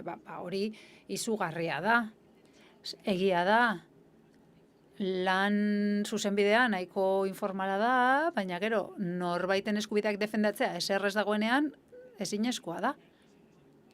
Claro, baina hor ekoiztetxea da erantzule, ez da, ez bada kontratu bat sinatu eskubideen lagatzarekin, hori ezin da gero emititu, hori hasteko. Baina ez behin obra bukatuta, hau da, aktorea bertaratu da, eta gero esaten dute ez zara gertuko, orduan ez daukazu eskubiderik, eta ezin duzu hori frogatu gainera, ez da? Osea, azken finean, zure 2 minutu horiek kendu dira. Eta hori askotan gertatzen da, publizitatean ez dizuti eskubiderek ordainduko etzarelako irtengo, bai, baina lan egin dut. Baina bai, noizki izugarria da. Idatzizko kontratuak segurtasun juridikoa ematen du, hori eskatu behar da, exigitu egin behar duzue. Gero, baldintzak aldatzen badira, edo ez badizute ordaintzen esandakoa edo agindutakoa, nola probatu hori? Ez badaukazu hori idatziz ezin dezakezu probatu egia da, bai, sektorearen ohiturak eta bar, baina hori epaitegietan etzaile gustatzen, Uste dut Asturiasen bakarrik erabili dut hori, ohiturak. Baina azken finean, noski, hor kontratua zuzena izan behar da. Kontratua, ahozko kontratua ere berez balekoa da, baina hobeto dago idatzizkoa. bada. Hau da, azken finean, ikusentzunezkoek ezin badute emitetu jabego intelektuala ez badalagatu, baina zuk gero zerbait reklamatu nahi baduzu ez daukazu nola probatu, Eta azken finean epaiketak irabazi edo galtzen dira proben arabera. Ba, ederto, animatu gaituzu. Eta bueno, animatzeko bakarrik aktoren 18% irabazten du 18.000 euro baino gehiago. Urtean ez pentsatu hilean, Urtean, nahiko genuke, hilabetero, bai, aizgeren txostenaren datuak oso txarrak dira. Pasaden txostena txarra zen eta hau txarragoa. Bai, eta artistaren estatutuan egiteke dauden kontuak, IRPF-ren kontua dago, ezta? Uste dut, aitorpenean hori ez egitea urtero, baizik eta 3 urtero edo 2 urtero, ezta? Hori planteatu dugu, baina ogasunari arazoak sortzen dizkio. Esaten digute ezin dila bideratu, bai? Baina Europar Batasunean egiten da, uste dut Frantzian egiten da. Bai, Europako araudia gustatzen zaigu erraza denean, baina zaila denean ez, ezta? Noski batzuetan, ez? Gerta daiteke, adibidez, serio batean lanean ari bazara, 152 kenduko dizute, eta gero urte batzuetan ez erregin gabe egongo zara. Bai, pentsatu da, irabazi ez erregularrak direnean, horre pentsatu da, hori urte bat baino gehiago kontuan izan da egitea, baina ogasuna ez dago alde. Eta maietan ez da ogasuneko ordezkaririk agertzen, beraz, oso zaila da, maian ez dagoen norbaitekin negoziatzea, baina hori badago, hori ere badaukagu, PF eta EZ-aren auzia. Bueno, jarraituko dut, zenbaki hau eta listu, 169, euskal profesionalen 169, pobreziaren mugatik behera dago. Noski, eta hori nola konpondu, baina hau ez da hemengo gaitza soilik, Nola konpondu, hori baztertze, gizarte baztertze arazo bada. Baina hori hemendik konpontzea, nire ustez horrek ez dauka konponbide errazik. Eta uste dut, mundu guztiak beste zerbait egiten du, edo irakasleak dira, edo tabernari, edo, azken finean, ezin duzu, ez dago biziraupenik, bai, glamurra, eta bai, behar bada, glamurra ikusten da, alfombra gorrian, baina atzetik jende asko dago, eta atzetik jende asko dago larriak pasatzen, ez da. Bai, eta batzuetan, ez da, jantzia alkilatua da, belarritakoak lapurtu indituzu, eta ez da, baina bai, hori da sektorearen errealitatea. Eta pena da, baina hori da sektorearen errealitatea, ez? Arrakasta izan duten lauak ikusten ditugu, horrek, ez dakizen bat irabazten duen jende horrek urtean 130.000 baino gehiago, baina gero badago jente piloa, beste goera horretan dagoena. Eta nik kontsulta bat egin nahiko nizuek, uste dute zuek badakizuelako, hemen gaude, historia kontatzeko, sortzaileak gara, baina muga bateraino, ez da. Nik konfidantza dut, hau da, zuek talentua bilatzen duzue, ez daukat dudarik, eta zuek gainera bilatzen duzue pertsonaia horretzat egokiena den pertsona aurkituko duzuela, eta zuzendariek ere hori nahi dute, ez da, pertsonarik onena, baina gero badago beste saltutxo bat, plataformetako exekutiboak, eta ez da, eta ze punturaino dauka jende horren erabakiak pisua, noski, ni ekoizlea banaiz, Netflixeko ekoizlea banaiz, behar badanik nahiago dut, ez da, 2 aktoresa baditut, aukeran, nik lauren jarraitzaile baditut, eta berak 3 milioi, esekutiboak zer dio, emaidazu beste hori, ez da, hainbeste jarraitzaileekin, azken finean, aktoreok gauza asko jartzen ditugu saretan, ez da, nire gauzak 400 pertsonak ikusten dituzte, baina besteak, jarraitzaile gehiago ditu, beraz, esekutibo batentzako 2 pertsona horiek baditu, ia, ze punturaino dauka pisua goiko horien erabakiak. Beno, esan behar dut, guk sorte izugarria dugula. Eta guk azken finean guk zuzendariekin egiten dugu lan, ezta? Eta zuzendari oso onak dira, eta haiek asko borrokatzen dute, esaten dute, haiek oso argi daukate nor nahi duten beraien gidoia esateko eta beraien historia kontatzeko. Hori alde batetik, eta gu ez gara honelako eztabaidarekin, eta hemen birekin ez, ni birekin zorabiatu egiten naiz, hemen bat, hau da, bi berdintasun egoeran ez. Horra ez gara heltzen. Guk beti esaten dugu zergaitik aukeratu dugun pertsona bat. Zergaitik maitemindu gara, gu taldea gara, uste dut zinema talde lana dela, eta guk gozatu egiten dugu gure lanarekin, eta gure lankidekin ere asko gozatzen dugu. Hor badago beste kontu bat, hor badaude beste produktu batzuk, eta batzuetan gu kontratatzen gaituzte zuzendaria kontratatu aurretik, ez da? Hau da, guk adibidez ikusten dugunean ez dagoela sorkuntzarik, ez dagoela autoretzarik, hau da, horrez badago historia hori kontatu nahi duen norbait, ja guretzat, ja hor arrakalak sortzen dira, bai.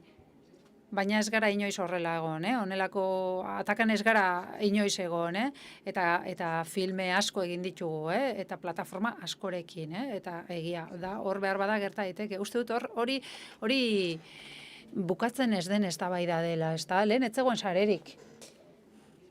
Baina eztabaida hori hor zegoen mahai gainean, ez dakit nork proba bat egin dugu, oso ondo egiten du proba, baina ospetsua beste hau da, hori ere gertatzen zen, eta uste dut gauza bertsua zela, ez? Gu zinea egiten hasi ginenean, horrela zen, mundu guztiak nahi zuen, pelikula Maribel Verduk egiteak, edo ez dakit nork, hau da, garai hartako famatuek Marta Etura, garai hartan famatua zena, eta uste dut hor badagoela aldatu den zerbait, eta gezurra badirudi ere interesgarria da aktoreen mundurako.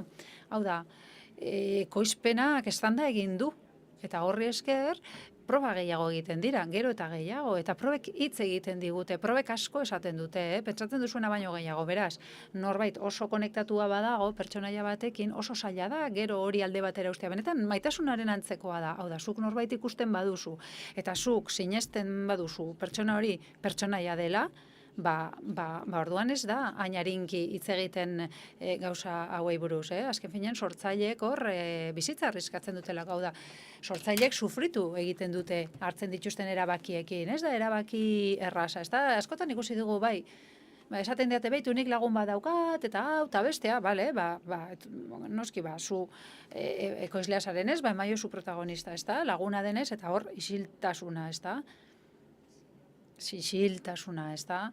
Beraz, bai, hor beti dago muga bat, ez da? Azken finean hau industria indartsu bat da, eta gauza batzuk oso garrantzitsuak dira.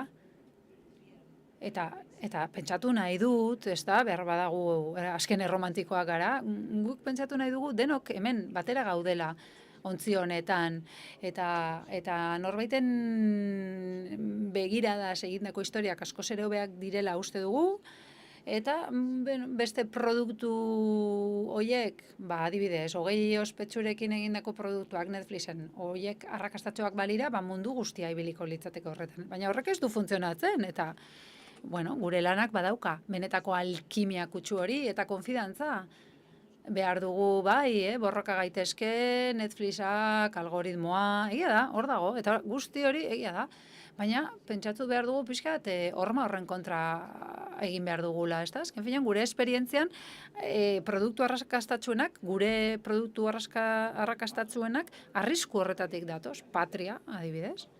Eta hemen zaudetenen asko hor egon zarete, eta serie hori Euskal Aktorekin egindako seria da. Eta hori, izugarrizko abia puntu hona zen, EHB-oren telesailik handiena estatuan, eta arrakasta izan zen, ez dakit. Beraz, guk ezin dezakegu besterik esan, hau da, guk gure esperientzia kontatzen dugu, behar bada, sorte esan dugu, bai. Eta gero, esan nahiko nuke, hau ja aldarrikapena da, Bai, aldarrikapena. Hau da, ez da zuen kasua, ez da kastin zuzendari gisa, baina niri gertatzen zait, eta jende askori ere, parte hartzen dugula kastinetan, eta enteratzen gara ez gaudela, produkzio horretan, enteratzen gara, Instagramen ikusi dugula errodajean hasi direla, ez da, eta inork ez gaitu deitzen, eta noski, hori, azken finean, hori hor, ez, mesutxo bat bidaldi beharko litzateke, ez da? Pertsona horrek jakingo balu zer den itxoitea, hilabete bat, 2, 3, noski pertsona gara. Nik ez dakit hori arautu daitekeen, segurazki hori ezin da hitzarmenean sartu, baina benetan, gizatasun pizkatxo bat. Beno, gauzatxo bat. Ea betik, eta hau Jolanda eta Ebari aparte batean esan nahi nion, guk eskatzen duguna da, ezin badute erantzun zuzen bat eman, kastin batzuetan, kastinak oso handiak dira, batzuetan 3 egun, beste batzuetan egun terdi, eta pertsona batzuek ez dira ez da kastinera ere heltzen. Beraz, idatzi, ea bera, mail bat bidaltzea, esanez ez dugu zurekin kontatzen. Beno, baina egia da, guk gauzak erraste aldera, konexio hori egon dadin, guri ez zaigu inporta. Adibidez, kastina bukatu da. Kastina laburtu da, edo bukatu dugu, eta beraz, norbait badago hor, bueno, normalean notiziarik ez badaukazu, da aukeratu ez zaituztelako. Ez dakit zer egunetarako ez baduzu ezer hartu, listo, ez da, baina hori kastinaren baldintzetan etorri beharko litzateke, hori errepresentanteok daukagun borroka ere bada. Noski, ni aktoresa naizen einean, nik behin nire kastina igota, hor lana bukatu dut, gero ez dut gehiago egingo. Eta informazioa heltzen bazait, ederto, baina nik ja lana egin dut, nire lana hori da. Eta ni jarraitzen dut, ze azken finean itxoiten gelditzen banaiz, eta gero heltzen zaidanean, eta esaten badiate opzio bat daukazu, eta gero esaten didate baia ez, askotan esan didate gero, ez da, produkzioa ez dela egingo, ez da, baina, klaro, agenterik ez badaukazu, ez dakit, baina nire agenteak esaten dit, baina agente guztiek ez dute hori esaten. Eta orain esango didazue, nire didazu bidali, nik hori ulertzen dut, ateak zabaldu egiten dira, eta beste aldetik ere, ate horiek itxi egin behar dira. Baina behar bada deitu dezakegu, behar bada deitu dezakegu guk geuk ate hori izteko. Eta behar bada hor gauzak ez eraman arlo pertsonalera. Egia da, guk batzuetan ez dugu kontrolatzen prozesua. Hau da, nik behar bada pentsatzen dut, astebetean bukatuko dugula, baina ez dugu pertsona aurkitu, eta jarraitzen dugu, oraingo produkzioan adibidez lehenengo proba, orain dela 4 hilabete egin genuen pertsonaia horretarako, ez dugu aurkitzen, eta horrari gara, beraz batzuetan guk denborak ere ez ditugu kontrolatzen.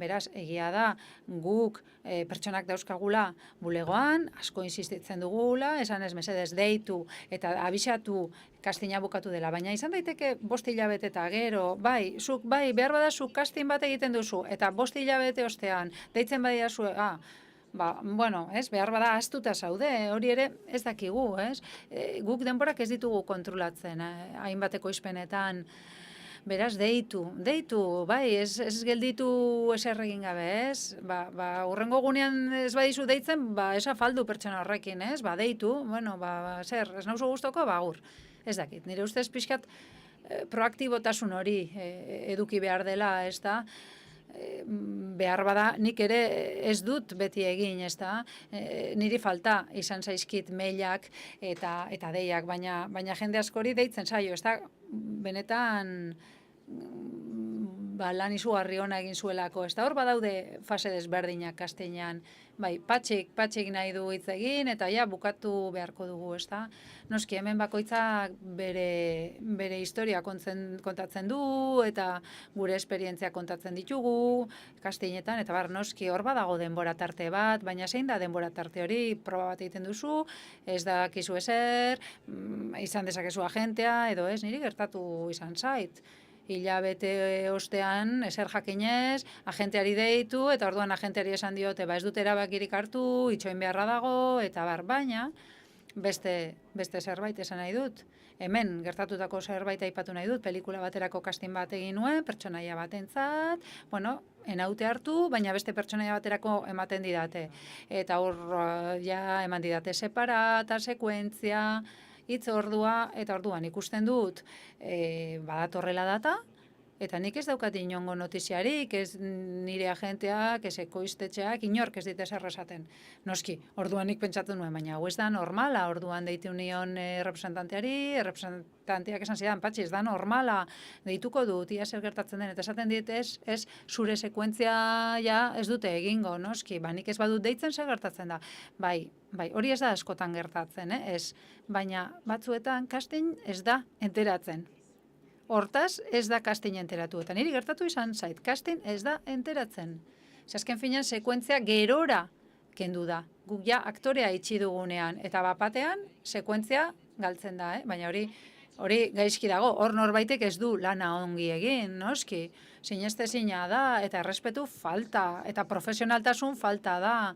Bai, eta gainera, eta 34 arauenen arabera, hor demanda egin dezakezula, kaleratze demanda bat, behar bada, ez duzu arrisku hori hartu nahi, baina hor badago prestazioaren egikaritze eza, ezta? Eta batzuetan gertatzen zaigu, eta nik beti kontatzen dut, mundu guztia, konsiente izan da, hau da, zuk aktore bati deitzen diozu, aktoreak esaten dizu, ederto, oso ondo, kontratatu, orduan, ekoiztetxeko norbaitek deitzen dio agenteari, eta agenteak zintzoki, egia esaten du, esaten du bai, fetxak bai, oso ondo, baina ostiralean antzerki bat du, ez dakin nun.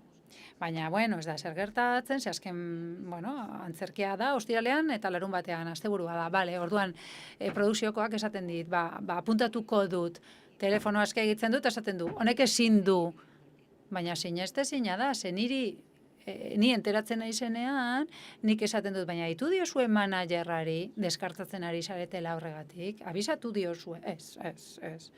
Eta orduan ni, hor, benetan, eta hor nik drama montatzen dut, ez da, hori borrokatu behar da, noski. Bai, eta horren beste aldea da, produkziokoak zuekien esaten duenean, ez, bidaltzen dizkidazun guztiak libre egon behar dira, libre. Bai, baina, guk horri paso egiten diogu, libre daudenak ez dira existitzen, libre etengabe, nork ez dauka antzerki bat, nork ez dauka bolo bat, absurdoa da, noski.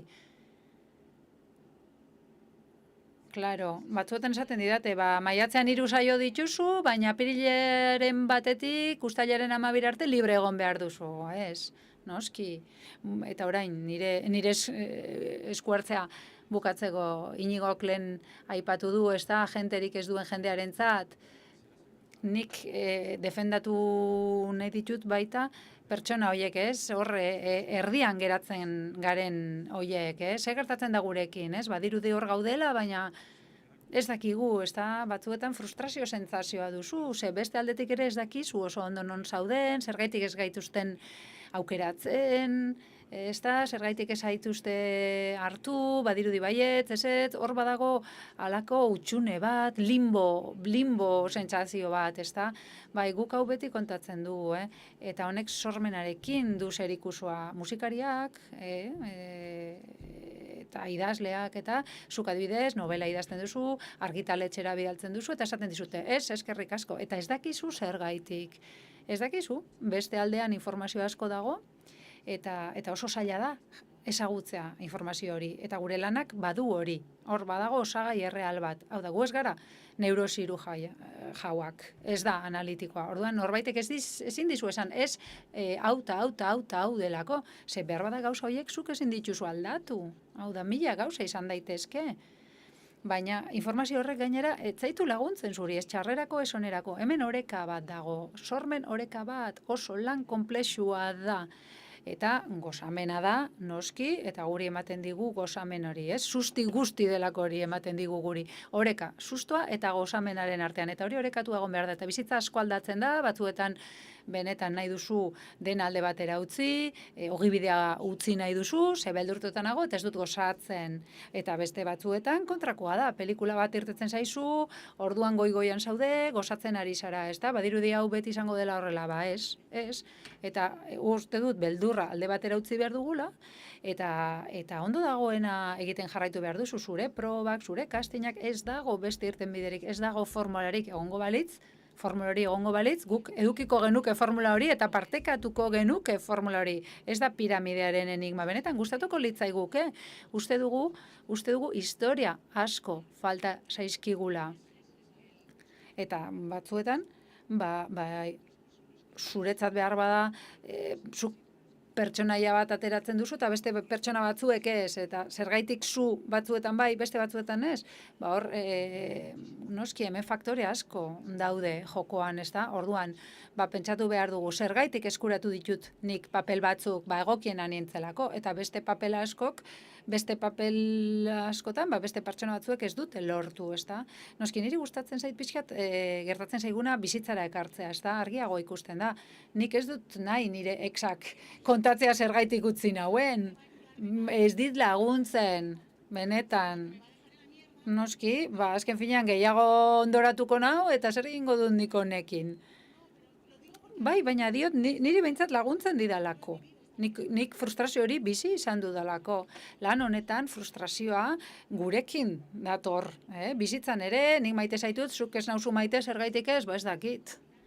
Ez dakit, segi bizitzarekin, eta saiatu, eta ez etxi. Baina ez du, zertarako balio nire ustez, batzuetan zergaitik, zertarako balio du, askotan nabardurak dira, ez dakit. Ezin izan da izan, batzuetan zaila da asaltzea guretzat.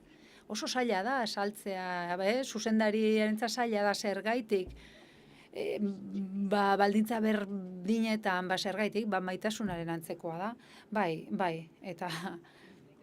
Klaro, esaten duzuen horrekin, badaude faktore asko, hainbat faktore, probetan, ez da, guk ezagutzen ez ditugunak, eta lehen esan duzue, 200 proba egiten direla, influencerrak, youtuberrak, 200 proba egiten ditugu. Eta hala da, 200 edo, hortik. Baina badago beste faktore bat, eta guk geure burua matxakatzen dugu, Patxik horrela dio, ez gaituztenean hartzen, ez da guk txarrena garelako, eta hartzen gaituztenean ez gara onenak, badaude hor beste 1000 faktore kontrolatzen ez ditugunak, eta batzuetan nabardura txikia da, ezin da saldu, eta hor daukagu lan pertsonala, ez? Ezetzan baten digutunean, gure lana da ez ondoratzea, eta ez pentsatzea txarra garenik, edo ez pentsatzea hobea garenik. Hor badago sorte puntu bat, edo behar badaukat nik bila ari diren hori, batzuetan probat egiten duzu, eta badiru dizu zarela, eta gero badator beste bat, eta orduan esaten dute, ez, hau da pertsonaia, ez da? Beraz, hor badaude hainbat faktore. Bai, azken finean hori sortzaileen lanean doan zerbait da. Hor badago azaldu ezin den zerbait. Bai, nik lagun asko ditut musikariak direnak eta berdina gertatzen zaie. Batzuetan, arrakasta den abesti bat konposatzen dute eta arrakasta hori gero ez da errepikatzen, ez? Hau da, jende askok nahi du disko bera egin, ez da? Edo zuzendari bat, pelikula batek pelotasoa ematen du eta hurrengo filmean, nahi dut desberdin egin, baina arrakasta egin nahi dut, eta hor porrota dator, eta zergaitik da hori. Bueno, zer gertatzen da horrekin lan egiten dugula, eta azken finean hor gu oreka batean ari gara, eta gogoratu behar dugu, zenbat gustatzen zaigun ogibide hau.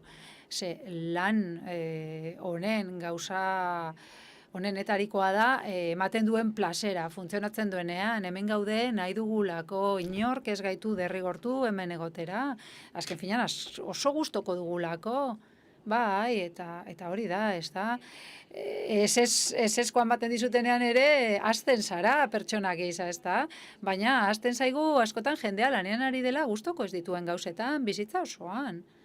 Eta hori ere, ezin dezakegu ahaztu, guk batzuetan zerua ukitzeko aukera dugu, eta izugarrizko sortea da hori. Mesedez, bukatu behar dugu.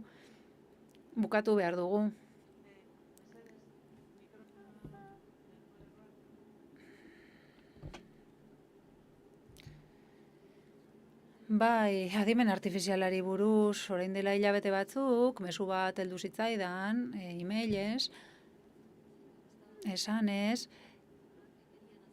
nahi zutela, datu base bat egin, jende euskaldunarekin, ez da? Hau da, elikatu nahi zutela datu base hori, ez da? euskerazkoa, ez da? Adimen artifiziala elikatzeko, ez da? Euskera ez baztertzeko, eta bar, ez?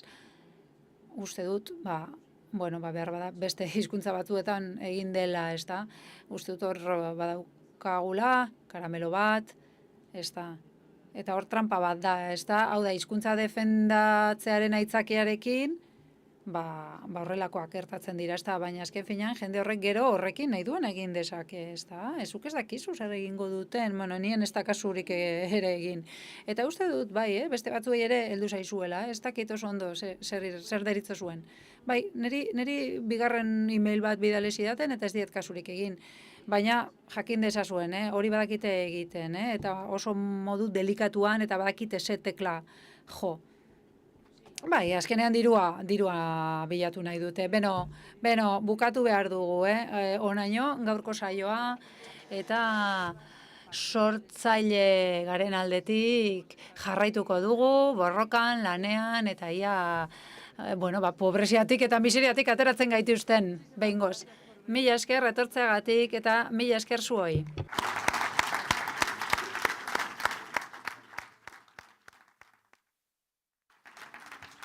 ¿Avisatu dituzu? Pues eso, ahora tenemos un pinchito, por lo menos para que... Aquí van a venir, o sea que sí, no tenemos que movernos. Muchas gracias.